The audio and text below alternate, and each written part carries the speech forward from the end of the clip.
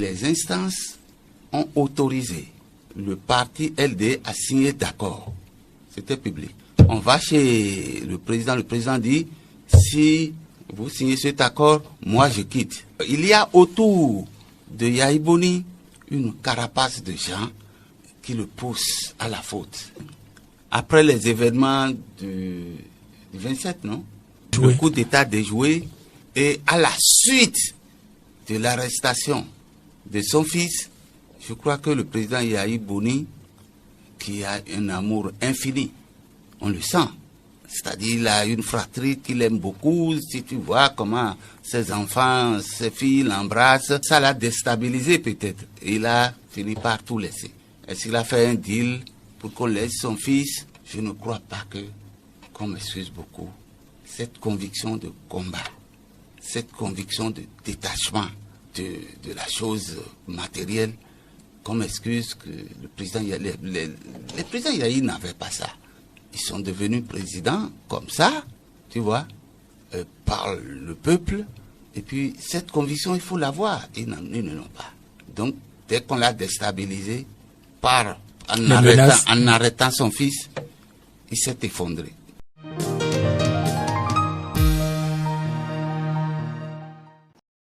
Un jour, dans les discussions là, Yahi appelle Michel Sodjinou. Ils ont discuté, je crois que Sodjinou aurait dit, oui, si vous choisissez Éric Rondeté, je vous remets mon parrainage. Écoutez-moi bien. Et donc, il appelle le staff. Moi, ce jour-là, il réunit un petit groupe et il dit, bon, j'ai parlé avec Sodjinou. Sodjinou dit, si c'est Éric que nous choisissons, il donne son parrainage. Permettez-moi de ne pas citer les noms. La première personne qui se lève avec Kourou pour dire, si c'est lui, je retire mon parrainage.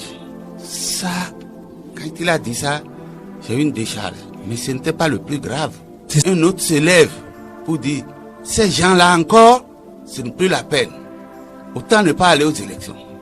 Voilà ce qui s'est passé. J'ai dit, ah bon, c'est dans cette histoire que je suis. D'accord. Et puis après, j'étais tellement fâché. Et je constate, je me renseigne.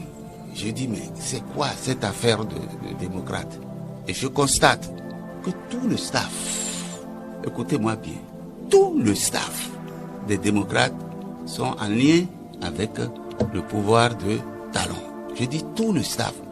Et quand vous quittez là, vous trouvez l'effervescence dans le pays pour les LD. Et vous remarquez que ceux qui dirigent LD, c'est ceux-là, ce n'est pas la peine. Et puis, je n'ai pas hésité à accorder ma déception au LD, à Rossi et moi. On a discuté et je lui ai dit, va dire au président Yahi Boni de signer un accord avec l'un des partis de Talon, BR ou l'UPR. Ils ont fait une réunion de l'instance, toutes les instances du parti, et les instances ont autorisé le parti LD à signer d'accord. C'était public. On va chez le président dit, si vous signez cet accord, moi je quitte. Or, il y a autour de Yahi Boni une carapace de gens qui le poussent à la faute. Et puis, effectivement, personne n'a signé. Alors que les instances du parti ont décidé à croire que le président Yahi Boni sa décision est la décision du parti. Personne ne doit contester cela. Alors je trouve que j'ai fait beaucoup de partis, ça n'a jamais été comme ça. Et donc le parti était sclérosé, le parti était réduit à Yahi Boni avec un groupe de gens qui lui parlaient à l'oreille, comme on dit. Et ce n'est pas bien. L'analyse que les instances du parti ont faite est ceci. Vu ce que disaient les textes de la loi sur les élections, si vous n'avez pas 20% dans toutes les 24 circonscriptions électorales, vous n'aurez aucun député. Vous pouvez avoir 100% dans toutes les autres circonscriptions. Si vous ratez d'avoir 20% dans une seule circonscription, on a dit la probabilité qu'on n'ait pas 20% dans une circonscription au moins n'est pas nulle. Il vaut mieux qu'on fasse ça.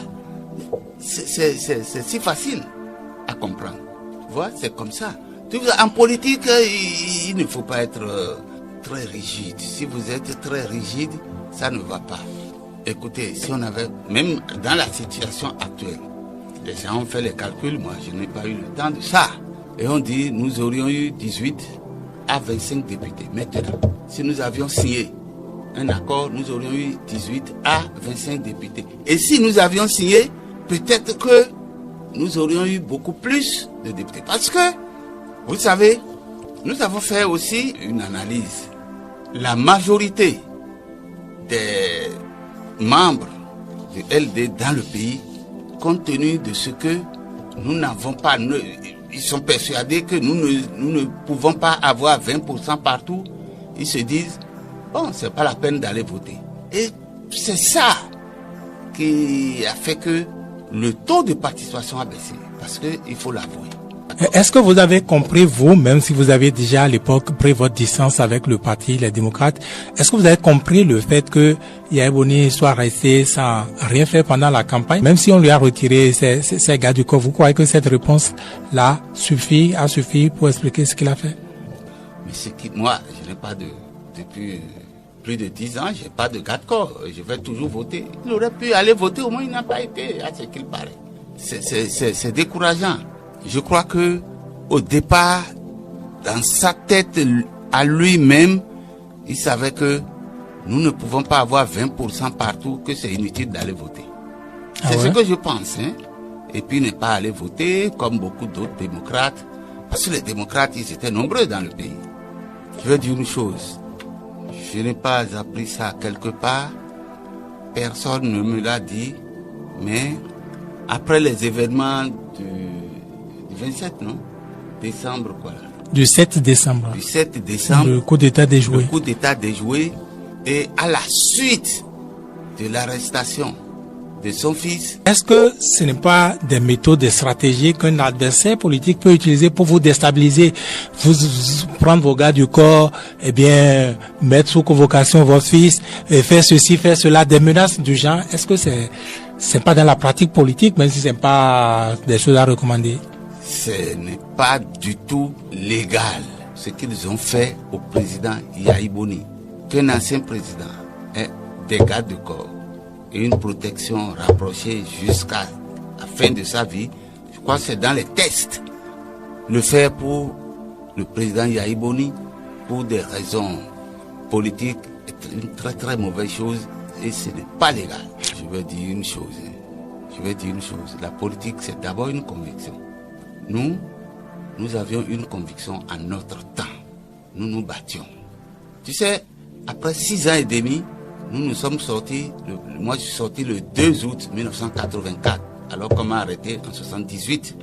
Vous êtes sorti de prison? De prison. Mais un an après, on est revenu me prendre parce que ça... Vous n'aviez pas changé? On a commencé quand même à faire des choses. Et puis, on m'a pris encore en décembre 1985, j'étais au CEFAP. On a pris le professeur Adepedjou, on a pris Akindes. On nous a amenés directement à Parakou, au camp où on torturait les gens. Nous n'avions pas peur autant. Nous avions un objectif. Nous avions surtout une conviction. Je ne crois pas qu'on m'excuse beaucoup, cette conviction de combat, cette conviction de détachement de la chose matérielle, qu'on m'excuse que le président les présidents Yahya n'avaient pas ça. Ils sont devenus présidents comme ça, tu vois, par le peuple. Et puis cette conviction, il faut l'avoir. Ils n'en ont pas. Donc dès qu'on l'a déstabilisé, en arrêtant son fils, il s'est effondré. Et Boni Yahya a fini quand même par démissionner officiellement et tout récemment. Comment vous avez apprécié, comment vous avez accueilli cette nouvelle? Il y a un groupe de responsables du Parti Les Démocrates qui a rencontré le président Patrice Talon. Et le président Patrice Talon dit, je ne sais pas pourquoi Yahya Boni a quitté le pouvoir depuis 10 ans et il va encore devoir diriger un parti qui n'est pas contre l'opposition. Mais on a l'impression que il a créé ce parti pour se venger contre moi. Enfin, c'est comme ça. Et les gens lui ont posé la question, on fait quoi? Il dit, il n'a qu'à démissionner. S'il démissionne, tout revient à l'ordre. Je crois qu'il y a quelqu'un... Ça, Patrice Talon demandait ça avant les élections. Avant. Et Patrice Talon leur dit, s'il démissionne, bon, peut-être que vous irez aux élections communales. Et on verra pour l'élection présidentielle. Et dès qu'ils ont quitté là, le député Ahossi, directement, il est parti voir Yahi Bonito de démission. Là, même si c'est pour la frime, même si après les élections, tu peux revenir, fais-le maintenant. Voilà ce que le président Talon dit. Je n'approuve pas que le président Talon ait dit ça. Mais je dis, nous pouvons jouer aussi. Stratégiquement, vous aurez pu faire semblant. Pour récupérer les choses. S'il avait fait, il ne l'a pas fait. Maintenant, il le fait quand le parti a disparu presque. Tu vas voir, ils sont tous dans l'antichambre du pouvoir. Même quand tous les militants gueulaient dans nos campagnes, dans nos villes, eux, ils sont dans les antichambres du pouvoir. C'est terrible, j'ai jamais vu ça. Jamais. Je sais que la politique, c'est aussi de la diplomatie. Et que les têtes peuvent dialoguer avec l'adversaire. Avec l'adversaire. Je sais ça. Mais que tout le monde, tous les petits rats qui sont dans le parti, sa coquine, et puis reviennent crier pour dire Abba, elle, BRA. Non. Oui, mais ce que vous dites, je ne sais pas si vous sortez Eric Communauté d'affaires, mais les gens disaient déjà, comme vous dites, qu'il fait partie de ceux qu'on soupçonne de sa coquine. Je vais dire une seule chose.